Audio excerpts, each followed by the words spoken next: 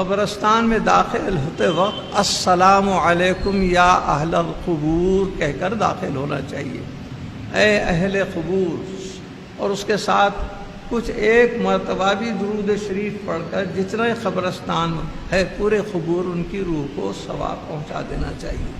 اللہ تعالیٰ کی رحمت کا دریا اتنا وسیع ہے، ایک درود شریف کے حصے نہیں ہوتے، بلکہ ہر قبر والے کو ایک درود شریف کا ثواب پہنچایا جاتا ہے اللہ تعالیٰ سے۔ لہٰذا ایک درود شریف پڑھنا بھولیں نہیں۔ اس کے بعد اپنے جو بھی رشتہ دار ہیں، جو بھی اپنے قرابت دار ہیں، عزیز ہیں، ان کے قبر کے پاس جانا ہے تو قبر کے پاس جانے کے آداب یہ ہیں کہ ان کے پائنتی کی طرف سے جانا چاہیے۔ پائنتی کی طرف سے اس لیے حدیث شریف میں ہے، طی الفراسخ میں لکھا ہے کہ بندہ مر جانے کے بعد بھی اس کی روحانی، اس کا شعور، احساس برقرار رہتا ہے، کون خبر پر آ رہا ہے اس سے بھی وہ واقف ہے۔ یہاں تک کہ حضرت نے لکھا ہے کہ کسی کے قبر پر کوئی پرندہ بیٹھ جائے تو اس قبر والے کی روح کو اس کا احساس ہوتا ہے کہ یہ پرندہ نر ہے یا مادہ ہے اور کون سے رنگ کا ہے، یہ تک اس کو معلوم ہوتا ہے۔ لہٰذا قبر پر جانے والے سرانے سے جائیں گے تو اس کو آنکھیں پلٹا کر دیکھنے میں تکلیف ہوگی، لہٰذا پائنتی کی طرف سے آنا چاہیے۔ اور آ کے کھڑے رہنا تو ایسا لوگوں کو معلوم نہیں، جیسے نماز میں قبلے کے طرف منہ کر کے کھڑے رہتے ویسے کھڑے ہو جاتے، ویسا نہیں ہے، بلکہ اس مزار والے کے سینے کے سامنے اس کی طرف ہی منہ کر کے قبلے کو پیٹ کر کے کھڑے رہنے کا حکم ہے۔ یہ آداب زیارت ہے، کیونکہ ہر ایک کو دفن کرتے وقت اس کا چہرہ، منڈی قبلے کے طرف کر دی جاتی ہے۔ تو آپ کیسے کھڑے رہیں گے؟ جب اس کے سامنے کھڑے رہیں گے تو آپ کا چہرہ، اس کا چہرہ دونوں ایک دوسرے کے مقابل ہو جائیں گے۔ اس لیے سینے کے پاس کھڑے رہ کر دو بدو قبلے کے طرف پیٹ کر کے کھڑے رہنا چاہیے۔ اس کے بعد سورہ فاتحہ، سورہ اخلاص، سورہ یاسین جو بھی پڑھنا ہے پڑھیے، دعائے مغفرت کیجیے۔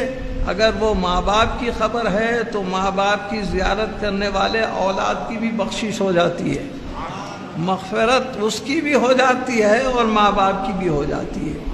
عالمگیری کے فتاوی عالمگیری میں ایک حدیث کی دعا لکھی ہوئی ہے کہ اگر کوئی شخص اپنے رشتہ داروں کو چھوڑیے کوئی غیر آدمی کے بھی سینے کے پاس کھڑے رہ کر یہ دعا پڑھے، اگر اس پر 40 سال سے عذاب نازل ہو رہا ہے تو اس دعا کے پڑھنے سے فوری اللہ تعالیٰ روک دیتا ہے۔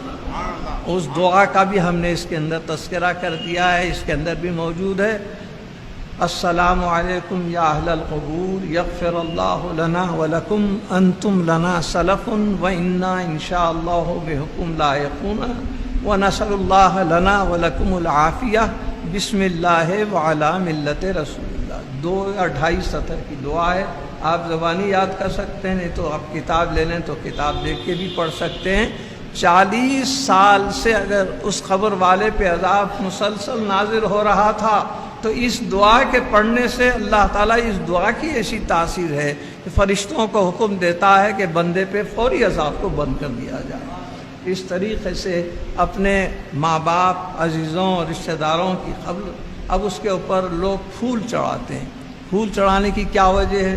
بعض کہتے ہیں کہاں ہیں حضرت؟ مکے میں پھولا ہیں کیا؟ مدینے میں پھولا ہیں کیا؟ بغداد میں پھولا ہیں؟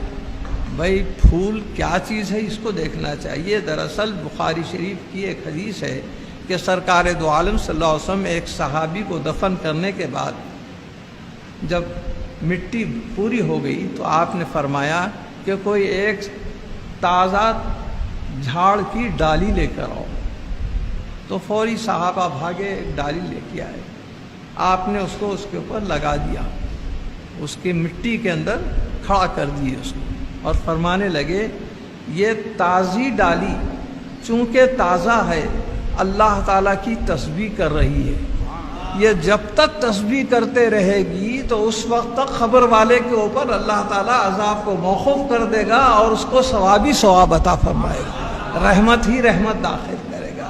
تو دیکھیے اس ڈالی کا یہ ثبوت موجود ہے کہ ہم ڈالی کے بجائے پھول چڑھا رہے ہیں، پھول بھی تو اسی کی قسم ہے، آپ سبزہ پھول چڑھا چڑھائیے یا کوئی ڈالی چڑھائیے، یہ سب تازی چیزیں ہیں۔ ان من شیء یسبح بحمدہ، قرآن میں ہے کہ جو بھی چیز ایسی ہوتی ہے اللہ کی تسبیح اور اس کی تعریف بیان کرتی ہے۔ تو اب اس طریقے سے پھول جب تک رہیں گے اس وقت تک کے برابر تعریف کرتے رہیں گے، تسبیح کرتے رہیں گے، اس سے فائدہ قبر والوں کو رہے گا۔ اور اس حدیث سے یہ بھی ثبوت ملا کہ اگر پھول اور ڈالی کی تسبیح سے قبر والے کو فائدہ ہو رہا ہے تو انسان کی تسبیح سے فائدہ کیوں نہیں ہوگا، اس سے بھی اور زیادہ فائدہ ہوگا۔ لہذا